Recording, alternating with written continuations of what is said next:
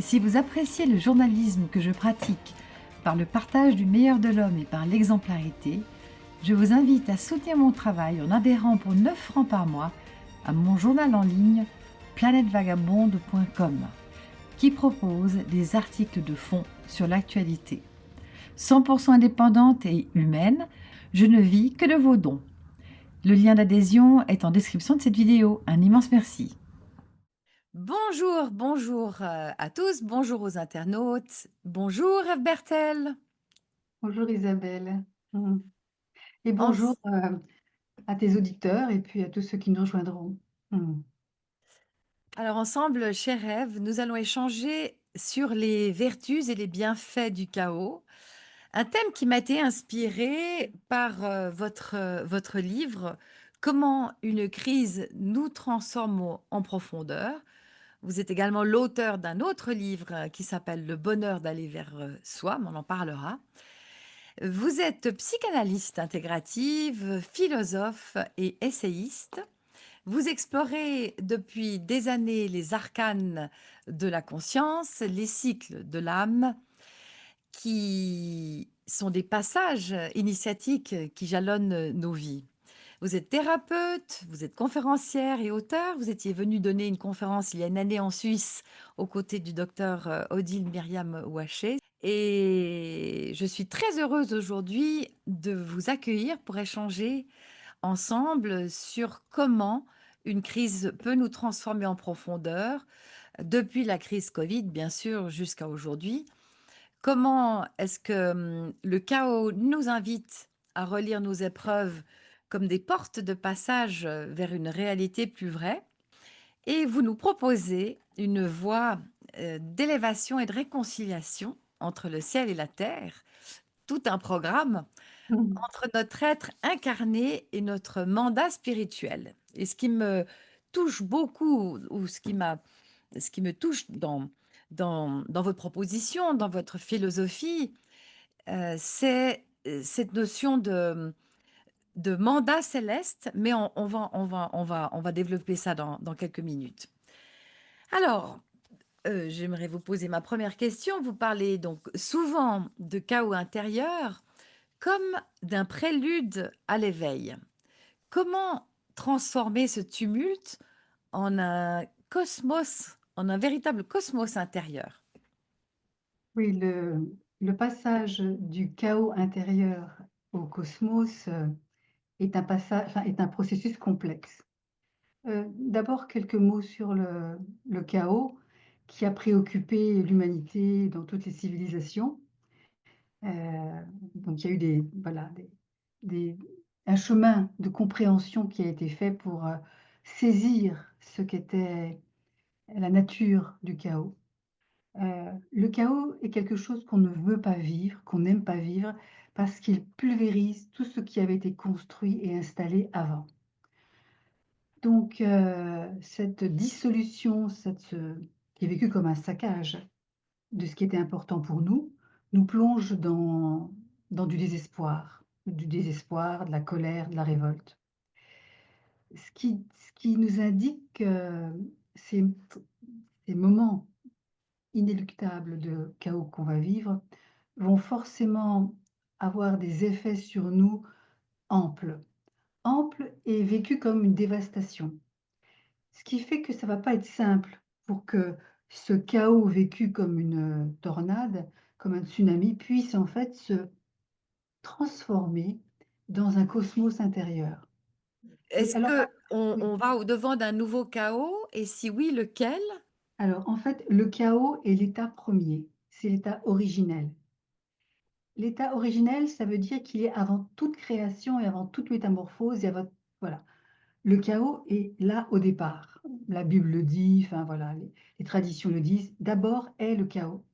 Ça veut dire qu'il y ait des événements qui le matérialisent dans nos vies ou dans notre psyché, visibles par nous ou pas, il est là. C'est l'état initial de la psyché de l'enfant que nous avons été. C'est-à-dire l'enfant, à l'intérieur de lui, c'est le chaos. C'est le chaos au départ parce qu'il n'a pas les facultés de comprendre ce qui se passe, il n'a pas la possibilité d'y mettre des mots, d'y mettre une forme compréhensible et qui lui permet de tenir ça. Donc nous sommes nés avec cette dimension du chaos. Alors il se trouve qu'effectivement, en ce moment, c'est pas la première fois dans l'histoire de l'humanité, mais Non. il se trouve qu'effectivement, notamment depuis le Covid, nous avons été immergés dans un chaos d'une grande envergure, qui relève d'un traumatisme individuel et collectif, ample et qui n'est pas guéri, qui est toujours acteur.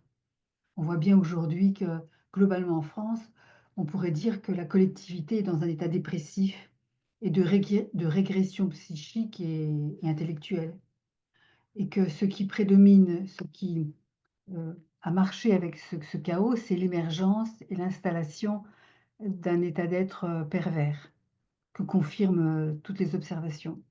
Donc c'est pas anodin parce que la perversion est quelque chose qui détruit tout ce qui est beau, tout ce qui est de l'ordre du vivant et tout ce qui est de l'ordre de l'amour, tout ce qui est de l'ordre de l'éros, donc c'est pas anodin ce qu'on vit. Vous parl vous parlez de la perfection au niveau des mesures politiques, au niveau des Et directives, oui, gouvernementales, en voilà, France comme en Europe, qui sont, voilà, restrictives, voire totalitaristes, c'est ça? voilà, vous aviez interviewé une femme que j'aime beaucoup, Marion, qui avait écrit un livre Marion sur, Saint-Michel, oui. voilà, sur, la gouvernance perverse. Voilà, nous y sommes. Je ne dis pas qu'elle n'a jamais eu lieu, parce que c'est toujours tentant pour un dirigeant, quel qu'il soit, voilà, d'être l'amour du pouvoir. Mais on pourrait dire que quelque chose s'est un peu officialisé avec une maltraitance institutionnelle depuis le Covid. Une maltraitance institutionnelle et je dirais même quelque chose, oui, une maltraitance institutionnelle. Quelque chose s'est officialisé, d'une attaque de l'humanité, de ce qui permet à l'humanité d'être reliée à ce qu'il y a de plus beau et de plus noble en elle. Donc c'est pas anodin. Donc le chaos a été vraiment visible lors de la période covidienne et il est toujours actif, il est toujours à l'ouvrage. Il est toujours en train de saboter et de générer des attitudes d'autodestruction et de destruction collective, toujours, toujours à l'œuvre. Mais moi, ce qui m'intéresse au-delà de ça, c'est de quelle mesure, sans nous en rendre compte, à l'intérieur de nous, on n'est pas dans la capacité de vivre en sérénité le chaos. Qu'il soit en provenance d'un événement violent personnel ou d'un événement extérieur. Et, et là, pour le coup, on est vraiment sollicité parce que le chaos est aussi à l'intérieur de nous. C'est en lien avec toutes ces parties de nous qui sont divisées, qui sont en contradiction, qui sont en conflit. Ça tiraille dans tous les sens. Une partie veut ça, l'autre veut le contraire. Enfin, voilà. Le chaos est à l'intérieur de nous. Et il engendre, ce chaos, des événements dans nos vies extrêmement perturbants. Des licenciements, des divorces, des conflits, voilà. Donc tout d'un coup, notre monde sécurisant, ce qu'on aimait, notre vie, est pulvérisé. Alors, la grande difficulté dans ces moments-là, c'est qu'on ne veut pas, on ne veut pas le vivre. On ne veut pas vivre ce qui nous arrive. Donc on résiste des cas de fer, on se braque, on critique, on bataille contre. Or, la métamorphose du chaos en cosmos n'est possible que si on accepte de vivre la damnation. On accepte de vivre, de plonger dans ce que le chaos nous fait vivre. Un chaos qui nous met à l'épreuve, mais aussi, détruit tout ce qui nous constituait, faisait nos références, faisait nos habitudes, faisait ce qu'on aimait, nos points de repère. Donc le passage va nécessiter que l'on soit d'accord de vivre entièrement ce que le chaos engendre à l'intérieur de nous comme souffrance. Ève, est-ce qu'on peut un tout petit peu, développer de manière un petit peu plus concrète, Oui, qu'est-ce que veut dire accepter ce chaos à l'intérieur de soi, d'une part, donc dans sa vie personnelle et en même temps, plus tard, dans un deuxième temps, si vous voulez bien développer, que veut dire accepter le chaos collectif, le chaos oui, dans le monde extérieur? oui, je comprends, oui, bien sûr. Donc Alors dans déjà un en soi, oui, qu'est-ce que déjà ça en veut soi, dire accepter ce qui se déjà en soi, ça veut dire qu'on accepte de descendre aux enfers. Ça veut dire on accepte d'une certaine manière, de vivre quelque chose qui relève d'une mort symbolique, mais qui est vécue par nous comme une vraie mort.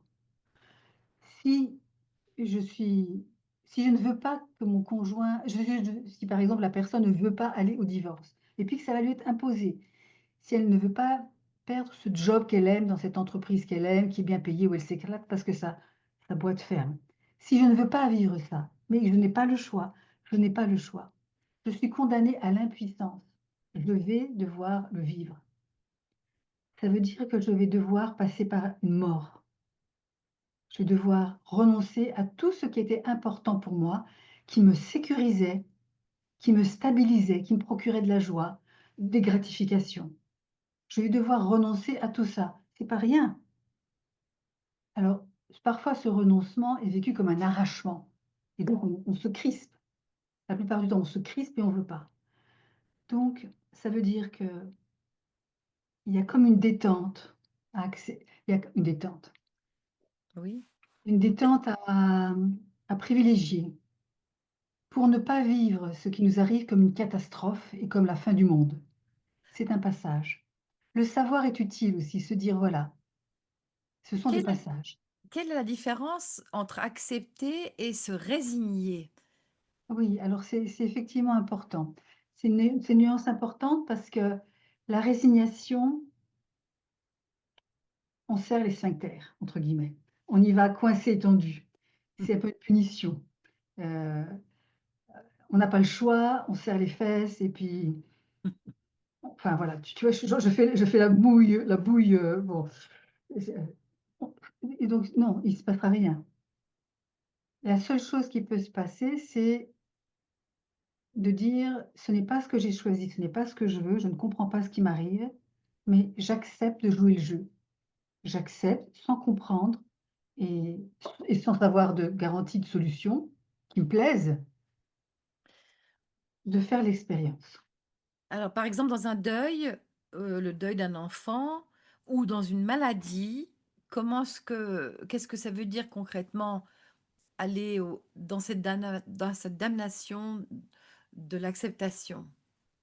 Oui, alors je peux en parler, enfin, sans m'étendre, mais sur la maladie, puisque c'est la dernière épreuve, que j'ai rencontrée et curieusement, toutes les autres épreuves passées, qui auraient pu m'équiper psychiquement, ne m'ont pas aidée. Ça veut dire que je me suis retrouvée en quelque sorte au point zéro de quelqu'un qui, pourtant sachant les vertus des périodes chaotiques pour en avoir expérimenté d'autres, s'est trouvé extrêmement démuni et précipité dans un univers terrifiant. Et donc, je me suis retrouvée peut-être pas comme une débutante, mais comme quelqu'un qui démarrait, on pourrait dire, dans de mauvaises conditions, dans de mauvaises conditions à la traversée. Et qu'est-ce qui se passe à ce moment-là? Et c'est ça qui est beau, c'est qu'en fait, on n'est pas démunis dans cette trajectoire-là. Tout n'est pas entre nos mains, nos pauvres petites mains étroites pour trouver la solution. Nous sommes accompagnés, on n'est pas tout seul. On n'est pas tout seul sur terre, il y a des gens déjà qui nous entourent et qui nous aident, et des thérapeutes aussi, et puis il y a aussi à l'intérieur de nous des forces qui nous soutiennent. Alors on peut l'appeler Dieu, on peut l'appeler la vie, on peut l'appeler la conscience universelle, on peut chacun trouvera les mots qui lui conviennent, mais nous ne sommes pas démunis, livrés à nous-mêmes et condamnés. Nous sommes soutenus. Dans toutes nos épreuves, nous sommes soutenus et quand Donc on le passage accepte de la maladie n'est pas un ennemi. La maladie n'est pas une non. ennemie. D'ailleurs, tout le monde le dit, Souzenel le disait aussi, elle disait, Annick Souzel: «On ne se bat pas contre la maladie, contre l'ennemi, on se bat avec». On est enfin, on même pas on se bat, on est avec. On est avec, On oui. est avec et l'ennemi devient un partenaire, un adversaire, quelqu'un qui va nous aider à sa manière à grandir et ça c'est une révélation extraordinaire. Quand psychiquement on est capable de glisser de la vision d'un ennemi à la vision du partenaire, c'est-à-dire quelqu'un qui est un adversaire, mais partenaire, avec lequel on va cheminer. C'est pas un copain, on est d'accord, hein, c'est pas un copain, c'est pas un ami, mais c'est un partenaire du processus dont la vocation n'est pas de nous faire mal, de nous punir ou de nous détruire, mais de nous guider, de nous amener à un autre endroit auquel nous n'avons pas accès et qui est essentiel, qui est partie du destin ontologique de l'humanité, qui est de grandir. Grandir en humanité, grandir en amour, grandir en conscience. Personne n'échappe à ça. C'est ce à quoi on est destiné.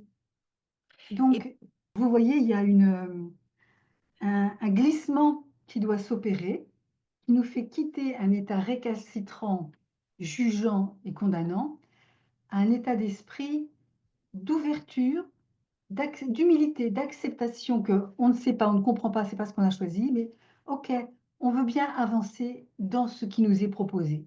On veut bien y aller, à notre manière, en tâtonnant, en tombant, parfois en serrant les fesses, mais on est d'accord pour y aller.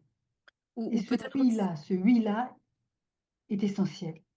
peut-être aussi en donnant du sens à la souffrance, qu'elle soit physique Exactement. ou morale ou psychique. Dans le cadre d'un deuil, par exemple, Oui. donner du sens, est-ce que accepter, la mort d'un proche, d'un enfant, d'un parent, est-ce que, c'est, lui donner du sens, en créant une fondation, en, se mettant, au service, d'une ONG pour servir, une cause quelle qu'elle soit? Est-ce qu'on doit forcément donner du sens à une souffrance pour l'accepter? Si on reste dans le chaos, on reste dans le non-sens, on reste dans l'absurdité et l'absurdité rend fou. Si rien n'a de sens, c'est je sais que parfois certaines personnes sont happées par le nihilisme ambiant où tout se vaut. Il y a plus de différence entre le bien et le mal, tout se vaut, tout est fondu, mélangé. On est dans un grand pot, tout a été touillé et tout est informe. Mais si on reste là-dedans, Heu, la sortie, elle ne peut être que par le bas, pas par le haut. C'est on va couler là-dedans, couler comme un gros caillou dans quoi? Dans le néant. Donc l'issue n'est pas de rester indéfiniment dans une absurdité, heu, dans un non-sens absurde. Donc on a besoin de sens parce que le sens nous permet d'accéder aux aspects invisibles de la réalité. C'est-à-dire qu'on quitte notre vision limitée du réel, limitée à ce qu'on en voit, ce qu'on en perçoit, ce qu'on en comprend, qui est ce qu'elle est, mais qui est forcément limitée, pour accéder à quelque chose d'une plus grande amplitude, d'une plus grande vastitude, et qui nous est invisible et avec laquelle on rentre en relation souvent par le ressenti et par le corps. Ça veut dire que ça ne passe pas par les méninges, ça ne passe pas par nos habitudes hyper développées par le monde moderne, qui est l'approche intellectuelle, l'approche, rationnelle, l'approche analytique, qui permet de mettre les choses dans des boîtes, de les définir et de les contrôler. C'est comme ça qu'on fait tous. C'est hyper valorisé, c'est voilà, on fait tous ça pour régler tous nos problèmes. Sauf que pour accéder à cette autre dimension de la réalité souterraine, on ne peut pas y aller avec ces outils-là. Il faut y aller avec: «Qu'est-ce que je ressens? Qu'est-ce que je ressens de tout ça?» Donc se laisser glisser, se laisser aller au contact, dans un contact très intime avec tout ce qui vibre, tout ce qui palpite, tout ce qui rumine, tout ce qui crie à l'intérieur de nous.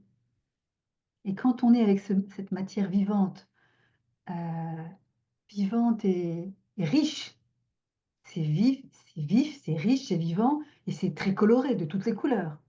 On rentre tout d'un coup dans un monde autre. C'est plus le noir et blanc.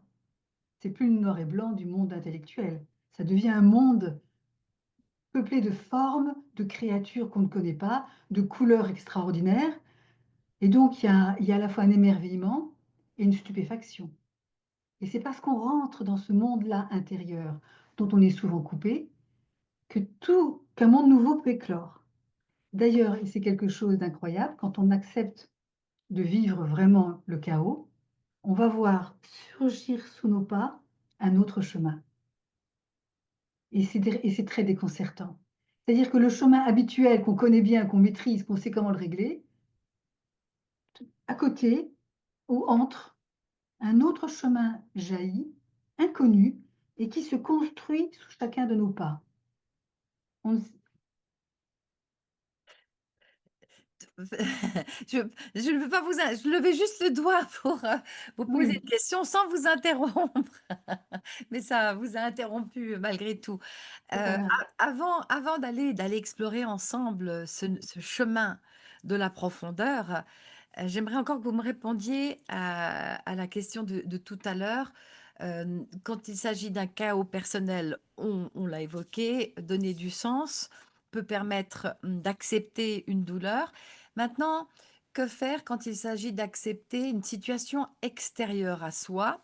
Ça peut être, le licenciement des personnes, des suspendus par exemple, des personnes, non vaccinées pendant la crise covid.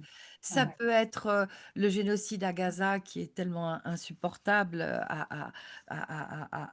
observer, au jour le jour. Ça peut être, les assauts de la pauvreté, qui est de plus en plus apparente aujourd'hui en Europe, qui est de plus en plus difficile à accepter. Pour ceux qui sont en empathie et dans le confort, comment accepter des situations extérieures, douloureuses pour nos frères humains, sans se laisser, emporter par ce chagrin et sans être non plus dans une forme, d'indifférence ou d'inaction, sous prétexte que, nous sommes dans l'acceptation? Oui. Alors, j'aime bien quand vous dites ça parce que effectivement, on pourrait être tenté, dans son petit confort personnel, de relativiser tout ça et de s'en détacher avec, grandeur d'esprit en C'est disant: ça, «Voilà, c'est ça.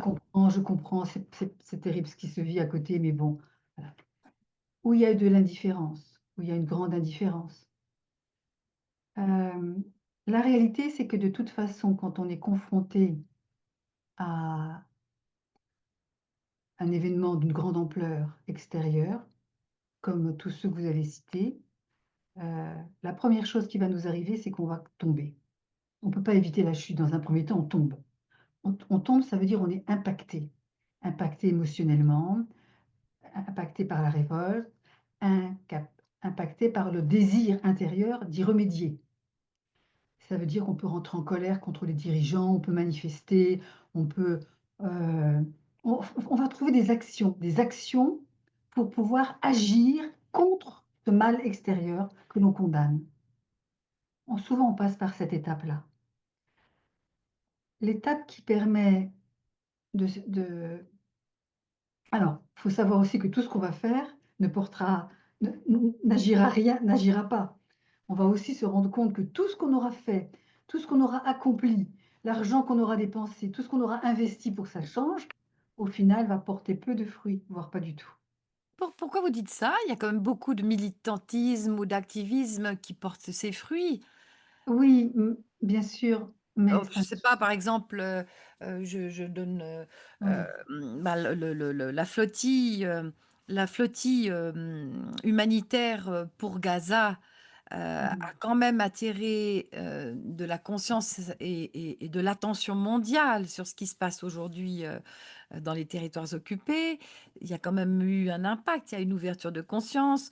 Quand des activistes, pour l'environnement, je ne parle pas pour le climat, mais pour l'environnement, par exemple, s'enchaînent à des arbres pour éviter, de l'abattage, massif d'une forêt. Bon, ben, il y a des résultats quand même, il y a du concret, non? Oui, alors c'est vrai que ça merci parce que ça me permet de préciser qu'en fait, Oui. ce que je voulais dire, c'est que ça ne correspondra pas, il y aura de la déception, au monde idéal qu'on rêve. Souvent derrière toutes ces actions, il y a la vision, un monde idéalisé. On aimerait qu'il soit autrement, qu'il soit comme ça et c'est à ça qu'on contribue. Alors, bien évidemment, ça aura des actions qui seront forcément limitées et la limite de nos actions et l'écart entre le monde tel qu'il est et la vitesse à laquelle il évolue et l'idéalisation qu'on en fait, ce à quoi on aspire est là. C'est ça que je veux dire, c'est que souvent, derrière ces actions-là, nous rêvons, nous avons un monde idéal. On voudrait que ce soit autrement et pourquoi pas? Mais c'est un rêve. L'acceptation, c'est d'accepter le bien et le mal ensemble. Alors ça, c'est très important que vous développiez ce propos. Parce Voilà. que ça veut dire c'est très, très important parce que ça veut dire que finalement, ça ne sert plus à rien, de s'engager dans une action Ah, militante, humanitaire, alors peut-être j'ai été excessive ou maladroite dans mes propos, c'est pour ça, je suis contente que vous mmh ayez posé cette question. Non, non, je sais c'est pas ce que je voulais dire. Parce qu'en fait, chacun doit suivre son chemin et si le chemin de l'un passe par un engagement militant, qu'il suive ce chemin. C'est très mh. important. On doit être sur ses rails, sur sa route et faire ce qui monte du dedans. Donc, faisons ce que l'intériorité nous demande de faire, des actions quelles qu'elles soient. Simplement, ce qui est important, c'est aussi que la conscience soit là. La conscience sur les différents aspects qui nous constituent, dont ce mythe intérieur, ce rêve intérieur, que le monde soit autre, parfait, que des gens gentils, que des bonnes choses et le bonheur absolu, qui est un rêve, qui est un rêve qui fait l'impasse sur une réalité universelle qui est la coexistence du bien et du mal. Les deux existent. Et les deux marchent ensemble. Il n'y a pas l'un sans l'autre. Et ça, cette réalité, on ne peut pas l'effacer, on ne peut pas la minimiser. C'est souvent une découverte, pour beaucoup d'entre nous, de le vivre, hein, et comment dire? C'est c'est assez curieux, j'ai envie de dire, psychiquement, psychologiquement parlant, d'arriver à cet endroit où on peut tenir dans chacune de ses mains, le bien et le mal. On les tient ensemble. Ça veut dire qu'on tient ensemble une chose et l'autre qui semble l'effacer ou la contredire, ou la nier. Ça demande à l'intérieur de nous d'être accédé à la vastitude. La vastitude, ça veut dire la capacité qu'il y ait à l'intérieur de nous, posées côte à côte, des choses qui ne sont pas censées l'être pour que l'on soit dans le confort et la vie agréable. Ça veut dire ça va loin, ça veut dire que, par exemple, je vais accepter à arriver ces différents aspects en moi, c'est-à-dire, je peux être quelqu'un plein d'humanité et de compréhension et je peux être aussi une sorcière qui se comporte comme une folle et qui dit n'importe quoi, sans pondération, sans nuance.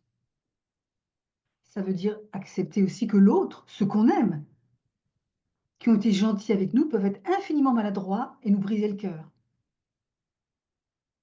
Donc c'est accepter que de la même source, de la même personne, puissent émaner des choses belles, honorables et des choses pendables.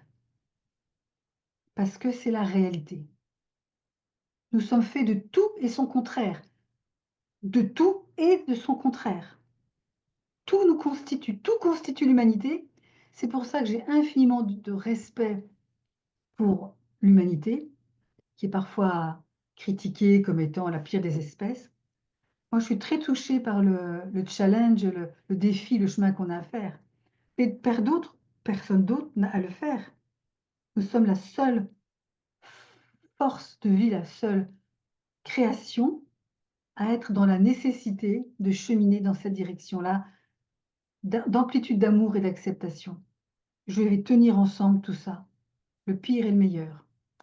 Et si on arrive à les tenir ensemble, la mutation intervient, la transformation intervient. Et ça, c'est grandiose.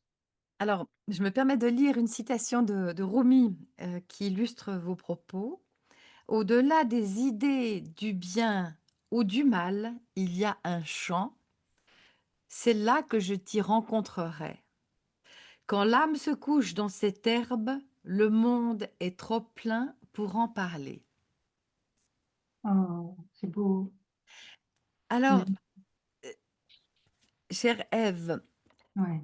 cette, cette terre promise, est-ce que, on n'a pas affaire là justement à cette quête de la terre promise qui est au-delà du bien et du mal? Est-ce que cet espace d'émerveillement, est-ce qu'il se situe une fois qu'on a sublimé, le bien et le mal en soi, une fois qu'on a dépassé la polarité et la dualité, ou bien est-ce que ce paradis intérieur, se construit, par le mariage entre l'ombre et la lumière. Comment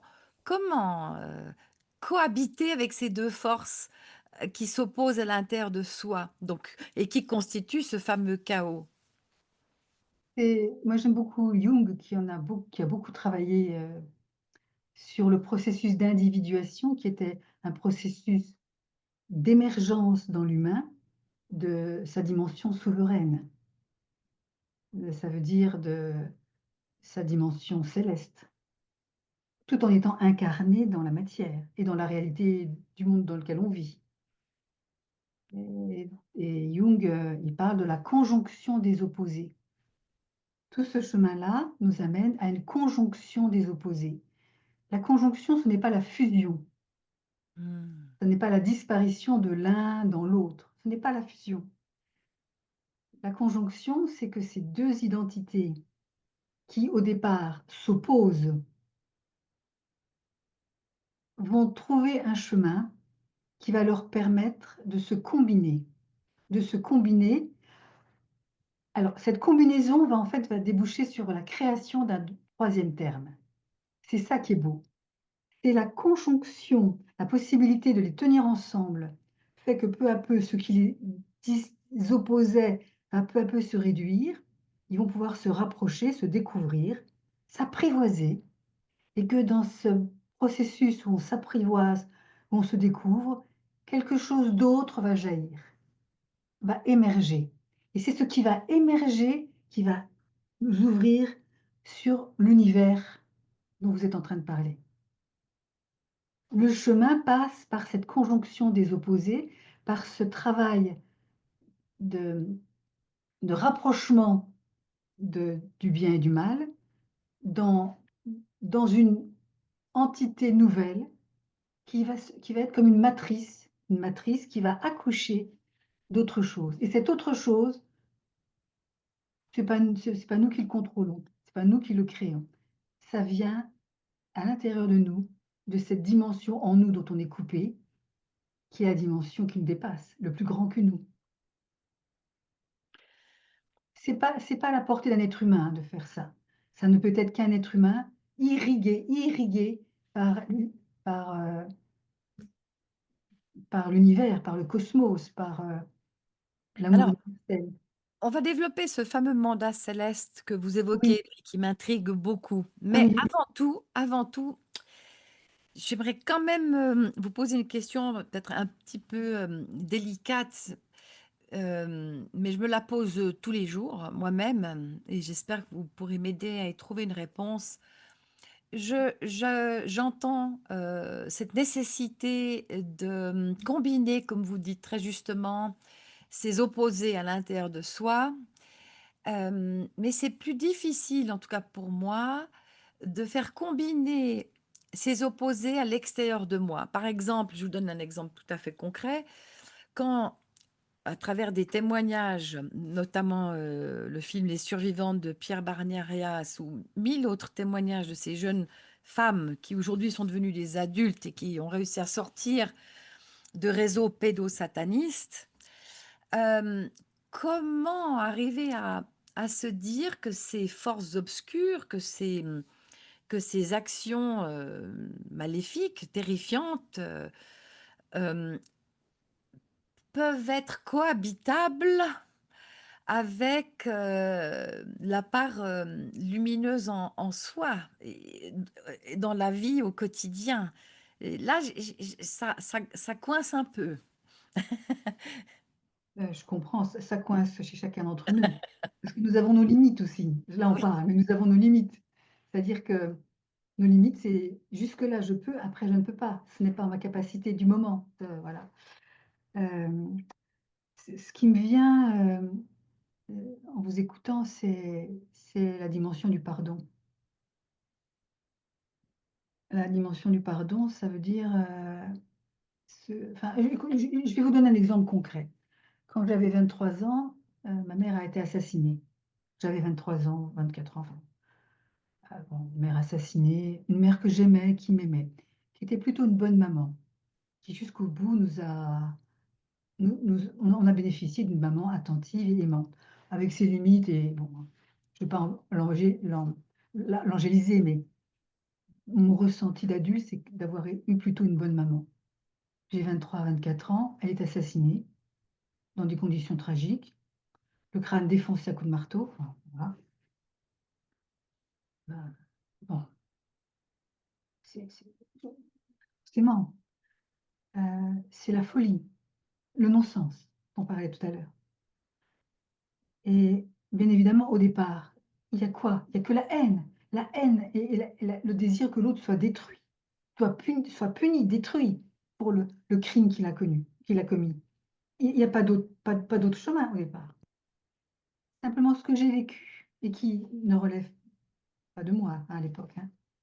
C'est que j'ai à la fois été dans cette haine et cette volonté de détruire l'assassin et en même temps, quelque chose d'autre s'est ouvert à l'intérieur de moi qui m'a fait basculer dans un autre univers, qui était un univers où tout d'un coup la réalité m'est apparue autrement, chaque chose ayant sa place dans un ordre qui m'échappe et cette ouverture sur cette dimension-là, c'est pas moi qui l'ai faite.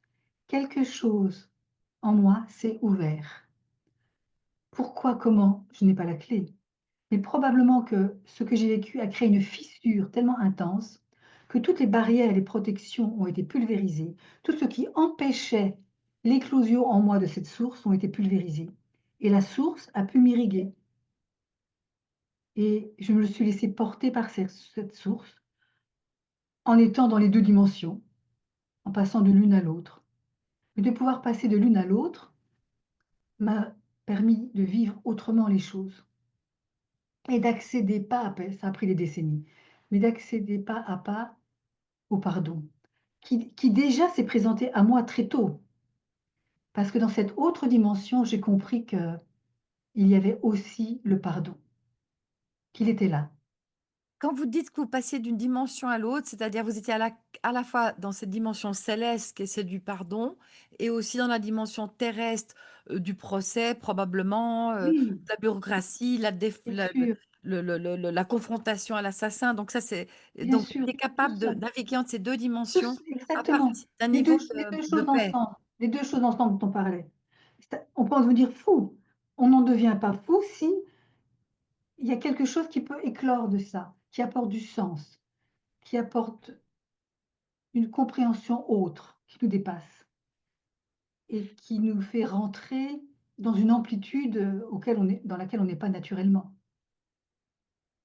Et je reste convaincue, c'est la conclusion à laquelle j'arrive aujourd'hui, je suis convaincue que la fonction des drames et du chaos et la violence avec laquelle ils se manifestent est nécessaire pour que l'être humain puisse se réaliser, c'est-à-dire accéder à ces ressources dont il est séparé.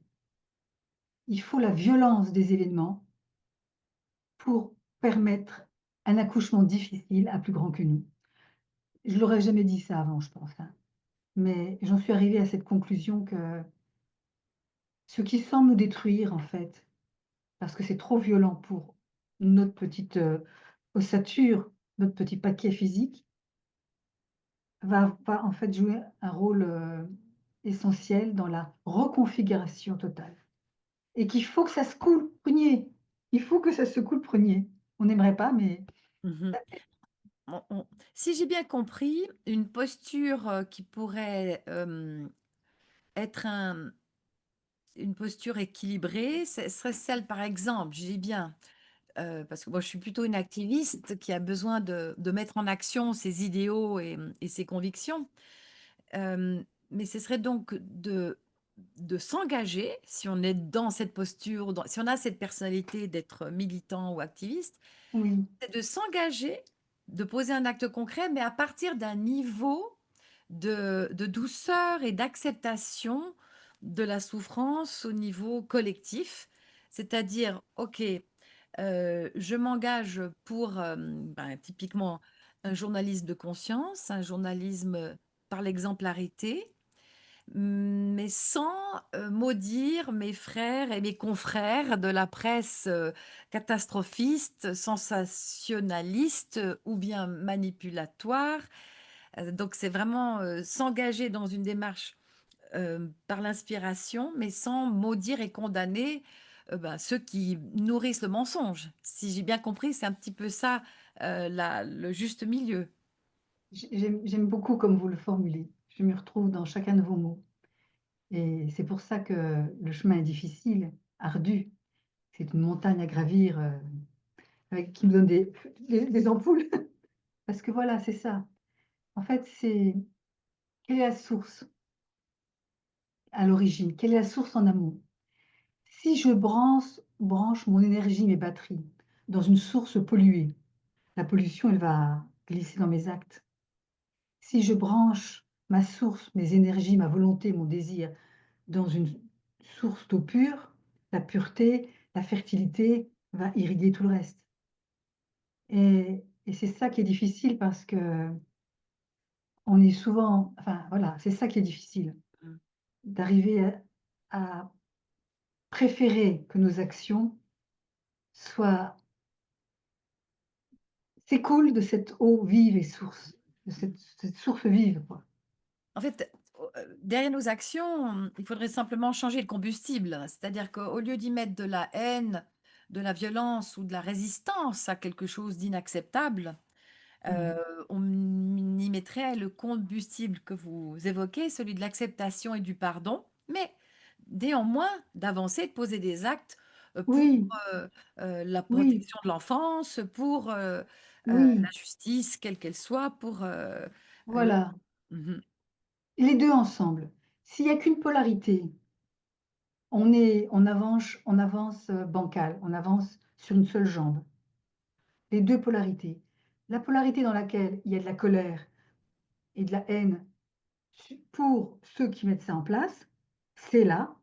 Et l'autre polarité, où il y a aussi la possibilité de comprendre et de voir les choses autrement, les 2 ensemble. Avec le passage de l'un à l'autre, jusqu'à ce que quelque chose se métamorphose à l'intérieur de nous, de cette confrontation des opposés. Quelque chose d'autre va naître. Et là, c'est c'est l'accomplissement, j'ai envie de dire ultime, parce que, on arrive, dans des endroits, dans des terres nouvelles où l'amour grandit, l'amour accède à une plus grande vastitude. On n'est plus avec nos petits amours, j'aime un peu, beaucoup, passionnément, pas du tout. J'aime ça chez toi, mais là tu me fais chier. Enfin voilà, c'est une forme d'amour qu'on pourrait dire plus inconditionnel, plus vaste, plus respirant. Mmh. Selon vous, Ève Bertel, chaque être humain porte un mandat céleste en lui. Oui, alors Com je comment regarde, comme voilà, oui. comment reconnaître ce mandat, et comment incarner cette mission sans se perdre? D'abord, qu'est-ce que c'est qu'un mandat céleste en l'homme, premièrement? Et puis après, comment incarner cette mission sans se perdre dans l'illusion spirituelle ou l'ego mystique? Parce que souvent, et Dieu sait si j'ai passé par là, ah, moi, j'ai la mission de, je suis missionné, ma mission, c'est de semer l'amour sur la terre, de marcher pour la paix. Je l'ai fait, je l'ai fait en 2010. J'ai traversé, participé à la première marche mondiale pour la paix et la non-violence. Mmh.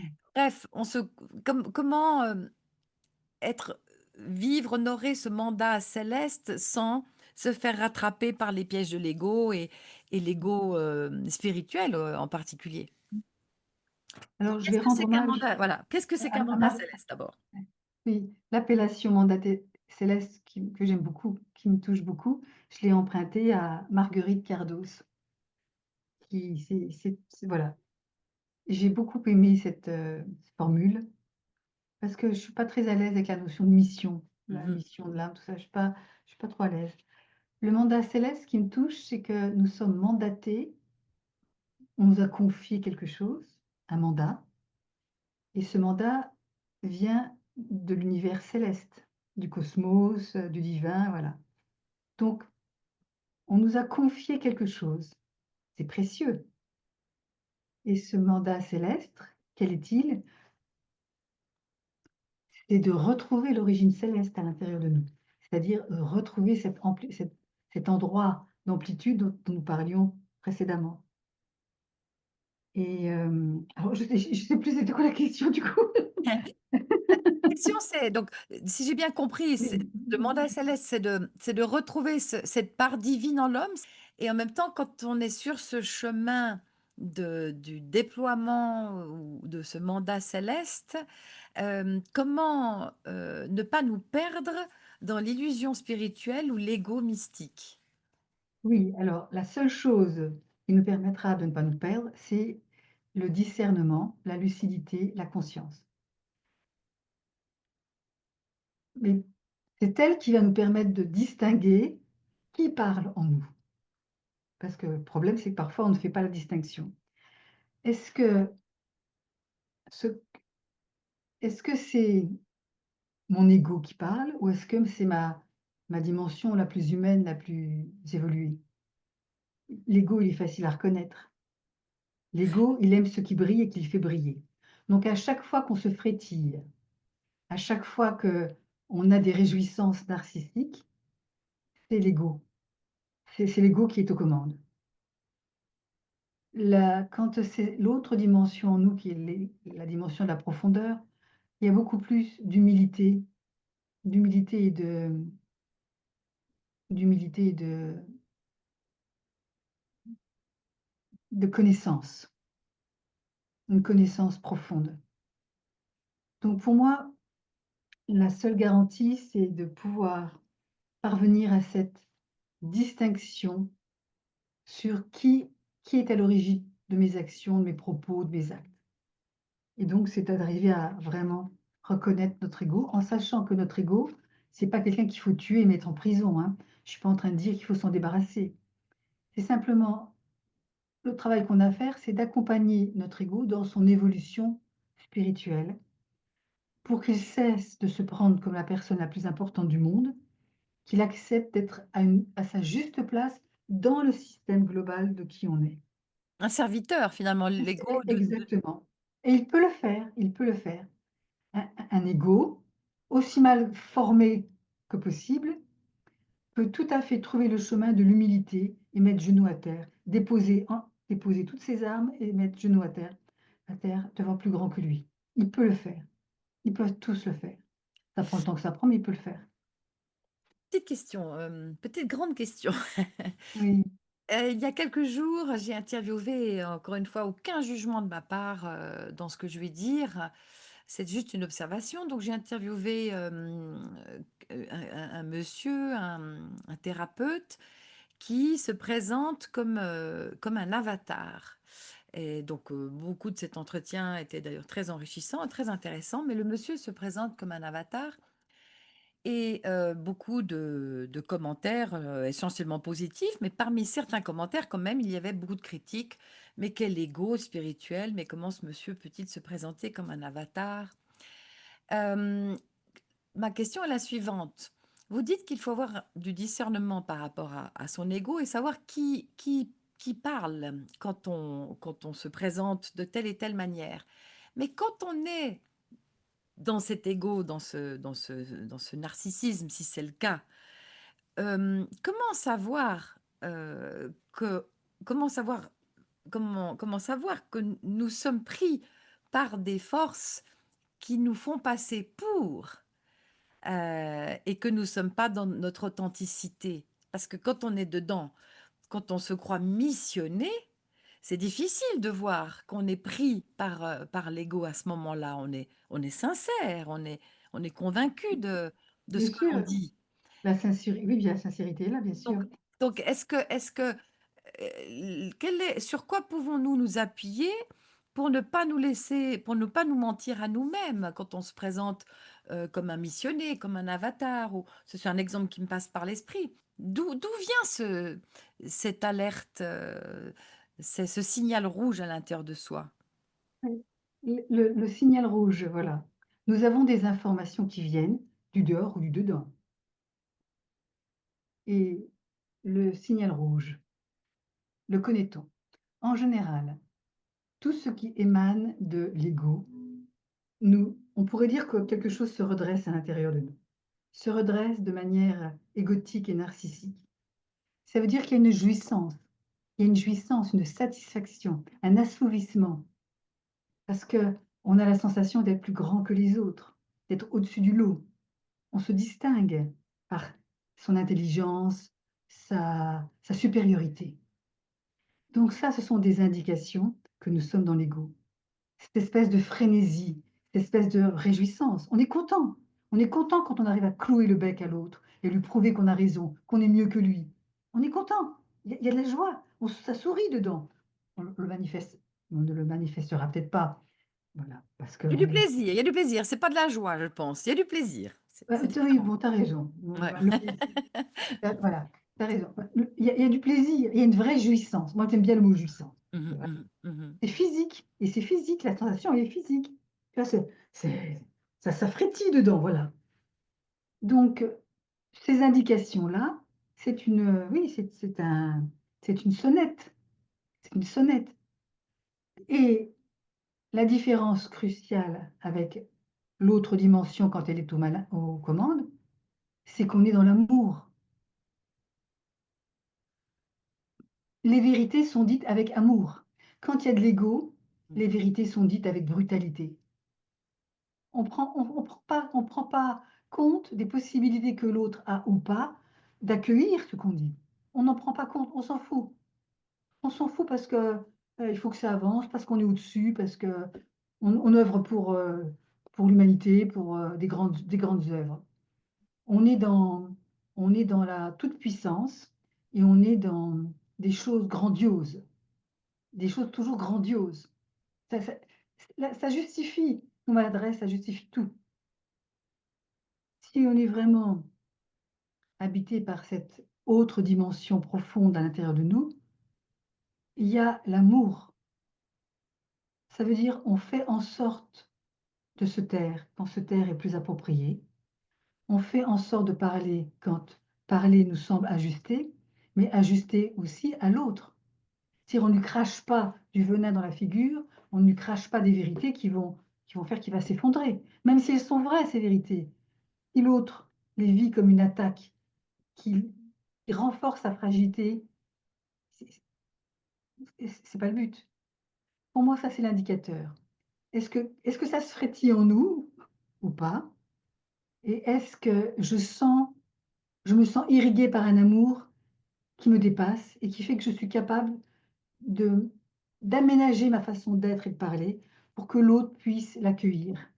L'accueillir, ça veut dire que ça va le pénétrer et si ça le pénètre, ça va faire son bonhomme de chemin, comme c'est possible, mais ça va rentrer.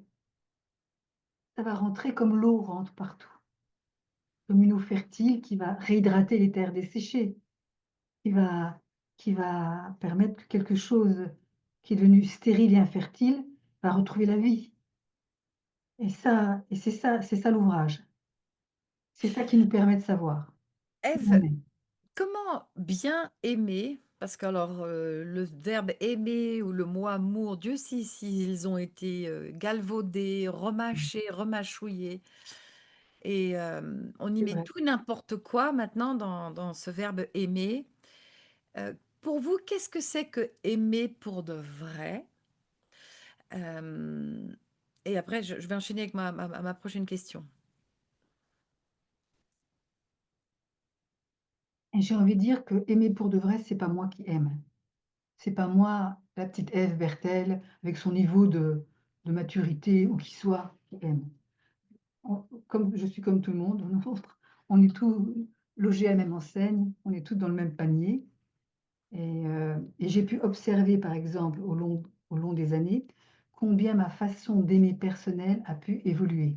D'où je venais, les étapes par lesquelles elle est passée et puis petit à petit, comment ça s'est reconstitué à l'intérieur de moi.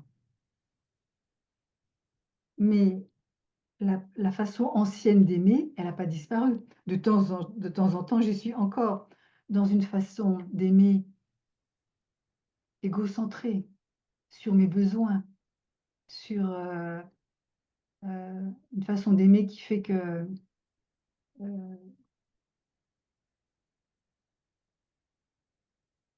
comme j'aime tout, comme j'aime pas tout, je c'est sélectif, et bah, voilà, elle va être là. Elle n'a pas disparu.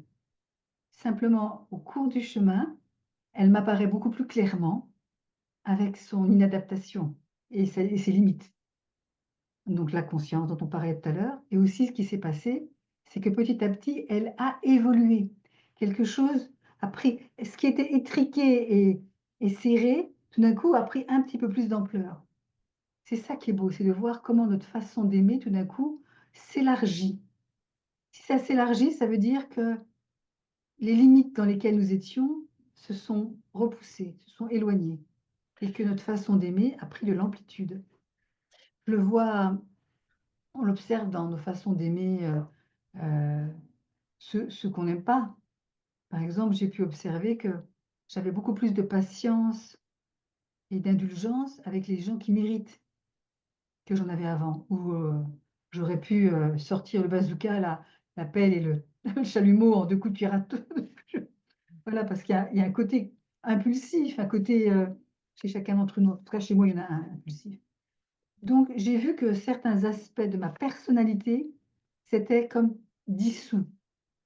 Et si la personnalité qui s'est construite dans l'enfance comme une protection par rapport aux attaques perd de sa puissance, eh bien c'est la dimension cosmique, c'est le cosmos en nous, c'est cette dimension céleste qui occupe le terrain vide.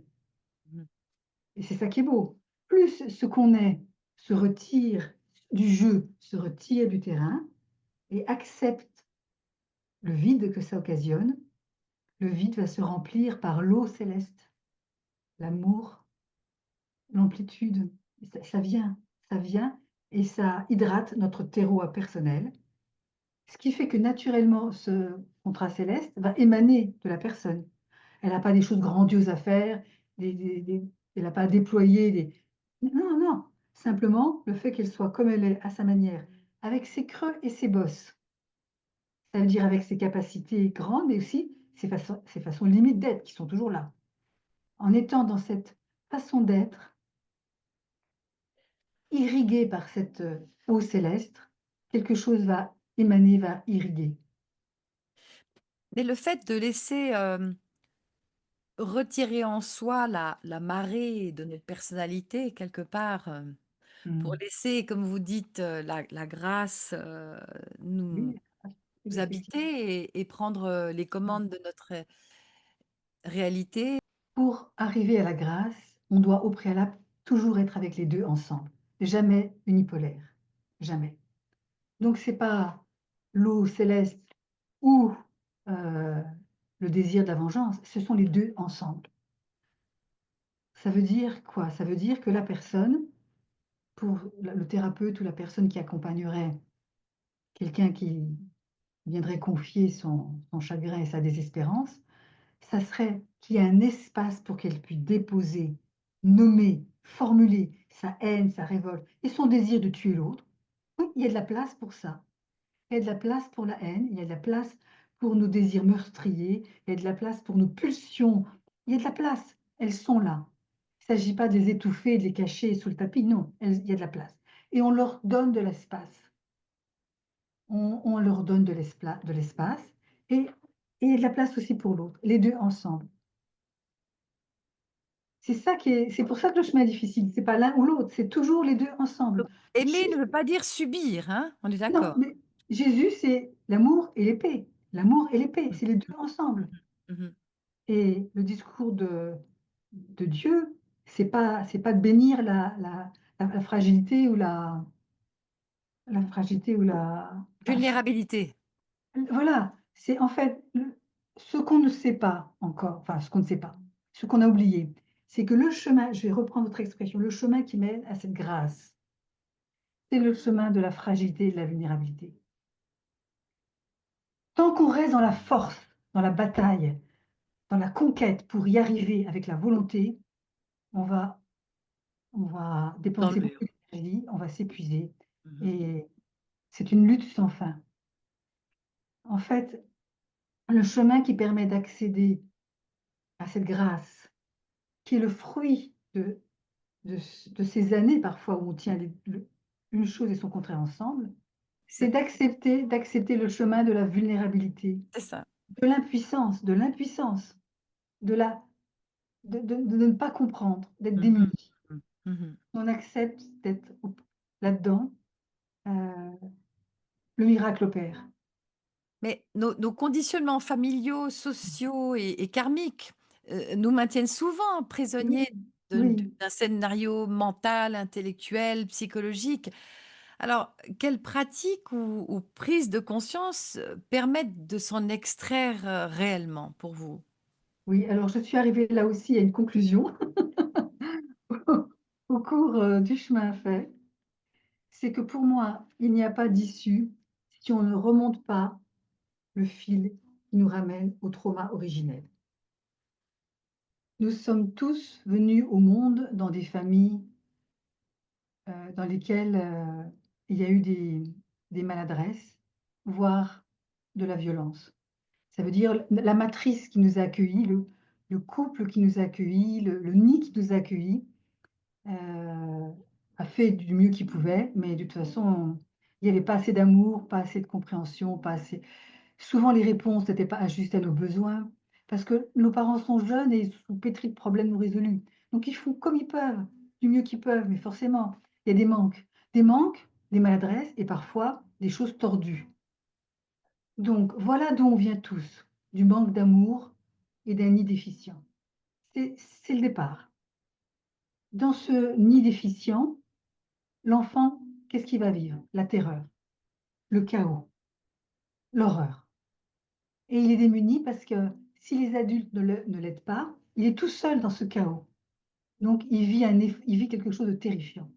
Et cette terreur va engendrer en lui un système de défense et de protection nécessaire dans lequel il y aura pardon, un un ego conquérant en lutte armée, capable de se battre contre tout ce qui pourrait faire ressurgir la souffrance et également va faire va faire naître à l'intérieur de nous une rupture avec le ressenti pour ne pas souffrir.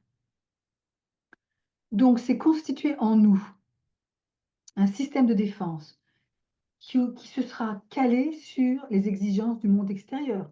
Puisqu'on est coupé de soi-même, de sa vérité et qu'on s'est mis à l'abri avec la lutte et tout ça, on va se caler sur le monde extérieur. Le monde extérieur devient notre, maître. Tout va se faire en fonction du monde extérieur. Comment lui plaire, comment obtenir ce qu'on veut, en étant gentil, en se conformant aux attentes de l'autre, et cetera. Donc, cette dépendance au monde extérieur, elle est inscrite en nous de manière très, très profonde. Et toute notre vie, on va obéir à ce qu'on nous demande d'être, à ce qu'on nous demande de faire. On va se tordre et se taire pour pouvoir obtenir, les nourritures dont on a besoin pour survivre. Qui sont les nourritures? C'est un peu le tonneau des Danaïdes, plus on en met, plus il en faut. Parce que ça ne nourrit pas vraiment, ça nourrit provisoirement. Ça nourrit, on a à nouveau peur, ça nourrit et on n'a pas, ça nourrit voilà, on est dans une quête et une cherche perpétuelle de nourriture extérieure. Donc c'est pour ça que j'arrive à cette conclusion que le seul moyen, c'est de remonter jusqu'à l'origine, jusqu'au moment où le cordon a été coupé. C'est une image symbolique. Le cordon qui nous coupait du lien intime avec l'amour et le cosmos, de l'amour universel, que nos parents ont plus ou moins bien aussi incarné à leur manière, qu'on a pu regoûter avec eux, de manière partielle. Et si on refait le chemin, je peux en parler parce que c'est pour ça que je suis devenue psychanalyste. Parce que un bon psychanalyste, c'est-à-dire qui inclut le corps et qui inclut la dimension spirituelle, s'il accompagne son patient dans cette remontée à l'origine, la compréhension arrive, mais la compréhension n'est pas ce qui guérit. Ça aide, mais c'est pas parce qu'on pourra raconter notre histoire à tous les gens qu'on rencontre qu'on ira mieux. Mais bon, ça peut aider de comprendre, bien sûr. Mais ce qui va naître, c'est un mouvement intérieur d'auto-guérison, irrigué par l'eau de source. Donc une guérison va s'enclencher. Je l'ai vécu, je peux en parler, notamment à travers, la maladie qui m'a fait plonger dans le chaos terrible. Tout s'est dissous, tout s'est détruit, tout s'est Je me suis retrouvée dans le gouffre, anéantie, déprimée, enfin bon bref, tout retraversé de l'horreur. Je suis pas la seule à le vivre, hein, bon bref, mais j'ai revécu ce que j'avais déjà vécu, mais oublié, mais surtout, j'ai revécu de manière intense comment quelque chose a poussé à l'intérieur de moi, dans ce chaos, qui a tout reconfiguré, tout reconstruit pour qu'une nouvelle Ève, entre guillemets, puisse naître. Ce qu'est un processus de naissance. Pour la maman et pour le bébé, la naissance n'est pas facile. Parce que le bébé, passé par le petit couloir pour sortir, on a peur. Surtout qu'on ne sait pas ce qui nous attend dehors. Enfin, on le sait un peu confusément, mais voilà. Et puis souvent, quand on débarque, il fait froid, la mère est fatiguée, les infirmières qui sont là ont des protocoles qui les appliquent. Enfin, personne n'est adapté à notre rythme de bébé, à nos besoins à nous. De quoi on a besoin? En général, pas grand-chose. Que la maman nous prenne, nous mette au sein, nous caresse et nous aime. Que la sève d'amour de maman nous coule dans les veines. Et c'est ça qui se passe quand l'ancien monde se retire de nous. C'est jamais confortable parce que c'est le vide. Et petit à petit, un autre monde vient, émanant de la source divine dont on est, et cette source fait son ouvrage. C'est pas facile à vivre, hein, c'est pas facile à vivre du tout. Mais il y a comme quelque chose qui est en train d'éclore, à notre rythme, dans le terrain possible, hein. Dans le terrain, là ça pousse pas. Là, on aimerait que ça pousse, mais pas comme ça. Enfin, il y a toujours un peu de l'ego qui traîne mais quelque chose, de plus grand. On devient guidé par quelque chose de plus grand et on comprend vite qu'on doit laisser faire. On doit renoncer à vouloir faire tout seul comme on a fait toute sa vie. Moi, j'ai été une amazone. J'ai développé en moi l'amazone, la femme qui sait se battre, qui sait résister à tout, même pas mal. Continue, j'ai même pas mal. Voilà, donc passer par être couché au sol sans armes, démuni, à la merci de tout, à la merci de tout, pouvoir recevoir n'importe quoi, n'importe comment, sans pouvoir me défendre. Mais j'ai cru que j'allais mourir. J'ai vraiment cru que j'allais mourir. Même si c'est de la mort symbolique. Personne ne va me rouler dessus en camion, mais je l'ai vécu comme ça. Vous Donc parlez le chemin est difficile mais merveilleux. Si on accepte qu'il soit merveilleux et difficile en même temps. vous parlez de la nécessité, de réhabiliter ce lien entre l'humain et le divin, pour ne plus être seul, comme vous dites. Comment ce lien peut-il se retisser dans un monde ultra matérialiste et désenchanté, où on fait tout pour nous couper de ce fameux lien céleste, où l'on fait tout pour nous détourner de ce mandat céleste? Comment, garder ce lien vivant, envers et contre tout? Oui, malgré tout. Ouais. Alors, il y a quelque chose, je vais essayer de retrouver le mot parce que je l'ai marqué, je l'oublie toujours. Il y a une loi universelle. Il y a une loi universelle, donc ça nous dépasse modestement, ça dépasse nos capacités humaines. Je crois que c'est l'éthanoeudromie, enfin je l'oublie. Bon bref, si je ne le retrouve pas, il faudra le chercher. Enfin bref, par chance, quand nous sommes dans un monde terrifiant comme le nôtre, franchement, ce qu'on nous vend, on n'en veut pas, hein. On va pas Je ne vais pas développer les facettes qui le caractérisent. Vous en avez parlé, puis je pense que tout un chacun, il suffit d'ouvrir sa fenêtre et de regarder pour savoir. Ce qui est merveilleux, c'est qu'en fait, au même moment où le pire arrive, le pire fait pousser le contraire. Le Le pire, pire c'est pousser le meilleur. fait pousser le meilleur, oui. C'est-à-dire tout ce qui existe évolue naturellement vers son opposé. Tout ce qui évolue naturellement vers son opposé. Ça signifie que quand le pire est dominant, à son insu, c'est pas ce qu'il décide, c'est une loi qui le dépasse, il fait naître en son sein lui-même l'opposé, le contraire. C'est qu'au sein du chaos, il y a déjà le cosmos. Le cosmos est déjà au sein du chaos. et un processus normal, naturel peut nous y mener et c'est ça qui est merveilleux. Ça veut dire que quand on est plongé dans la colère, qu'on est dans la colère jusqu'ici, dans la haine, dans dans un groupe, par exemple, quand il y a une personne qui commence à décrire tous les aspects morbides, destructeurs, démoniaques du monde, il y a toujours quelqu'un qui va dire: «Oui, on peut voir les choses comme ça, mais aussi autrement». Il y a toujours quelqu'un qui introduit le regard de l'autre dimension. Toujours. C'est comme ça. On ne peut pas éteindre l'autre dimension. On ne peut pas la tuer, on ne peut pas la saborder. Elle est présente. Elle est présente. Et l'excès de l'un fait jaillir l'émergence de l'autre. C'est une loi universelle, l'énantiodromie. Comment vous appelez ça les Et ça donne quoi? Concrètement, ça donne quoi? Regardons aujourd'hui.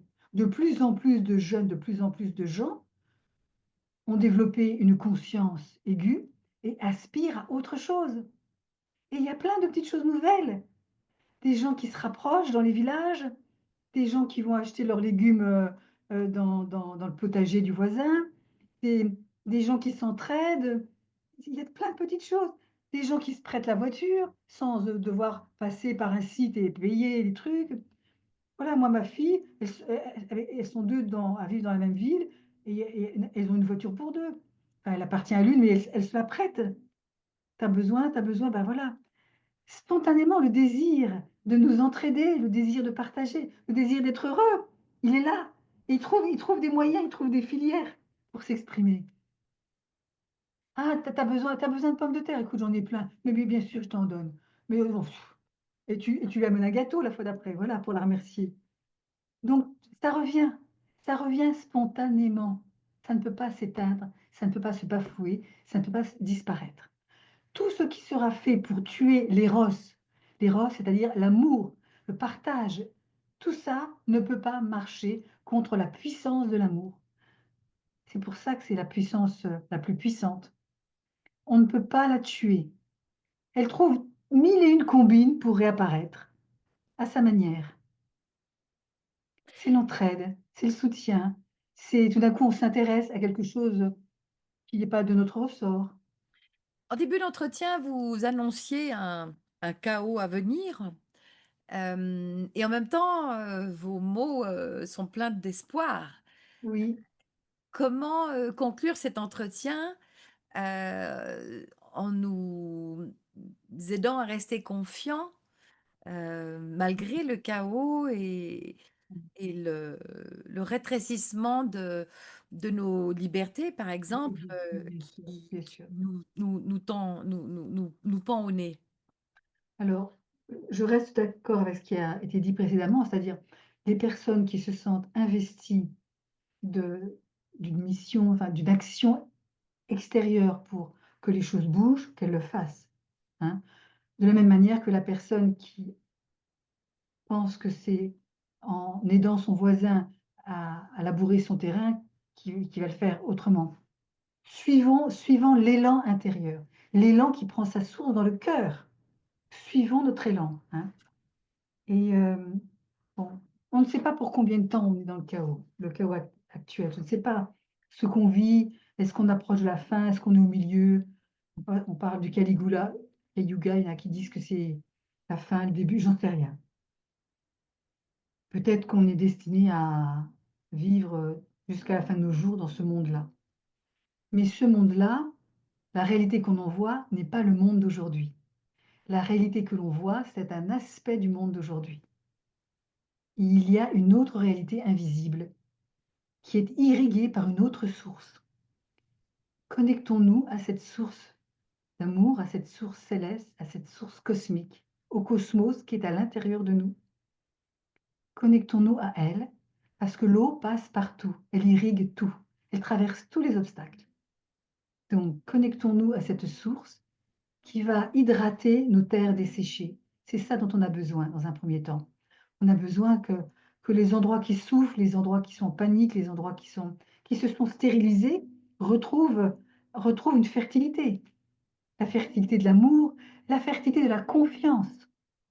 Gardons confiance. Nous ne sommes pas seuls à œuvrer et nous ne sommes pas seuls non plus, nous ne sommes pas les seules énergies au monde à œuvrer, à être au service du développement de l'amour. Dieu ou les forces cosmiques y œuvrent aussi à leur manière. Peut-être incompréhensible pour nous, mais voilà. Concrètement, restons connectés à cette ressource. Oui, Comment nous y prendre pour ceux qui se sentent encore démunis? Est-ce que c'est la oui. littérature? Est-ce que, alors en tout cas moi, ma manière à moi, de rester reliée à la source, c'est par la beauté. Je Ah, m'entoure de beauté, je m'entoure d'amis qui ont des belles âmes, j'écoute de la belle musique, je ah, fais du reportage sur des gens inspirants, exemplaires. Donc, j'essaie de cultiver la beauté autour de moi pour la réactiver ou la faire grandir en moi. bon, Mais il y a d'autres manières de se relier à la source. Est-ce que vous avez d'autres clés de alors libération, de transcendance? alors, bon, je cultive comme toi la beauté, donc on a la même. C'est pour ça, ben voilà, c'est pour ça que j'ai Bon, été la vous chercher. beauté, enfin, la beauté, je sais plus si c'est Solzhenitsyn ou qui disait, La enfin, beauté sauvera le monde, voilà, la Dostoïevski. beauté sauvera le monde, bien Ouais. sûr. Bon, on a tous besoin de beauté, hein, de Mmh. toute façon, on Mmh. a tous besoin de beauté. Donc la beauté est une voie royale. Je pense qu'on en a tous besoin parce que je pense sincèrement que c'est le référentiel, de base, en l'homme. C'est notre Voilà, référentiel. voilà. C'est Donc on a besoin de renouer avec la beauté, on a besoin de renouer avec la délicatesse. Mmh mh. Favoriser ce qui est délicat, Mmh. pas ce qui est grossier, ce qui est brutal, grossier et brut de découvrage. La délicatesse, Mmh. tu vois? La délicatesse dans la nourriture, la délicatesse dans les relations, la délicatesse dans la nature et je rajouterais la confiance. Ne pas perdre la confiance. Même si les choses nous semblent terribles et sans issue, cultiver le joyau de la confiance.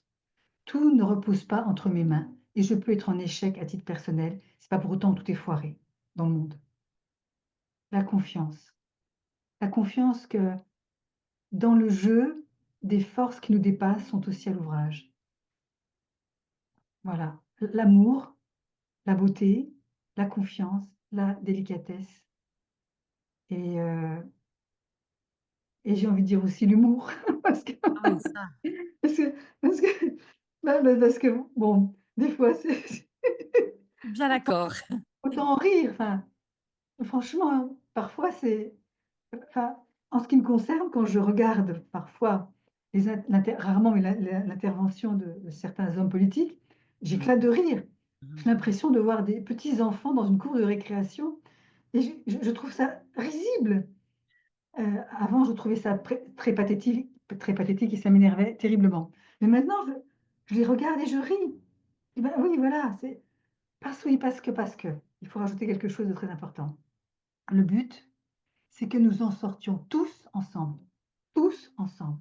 Pas que moi et ceux que j'aime. Tous ensemble, c'est nous et les autres. Les autres qu'on pourrait condamner parce qu'ils sont, entre guillemets, «de l'autre côté de la route» et qui n'agissent pas,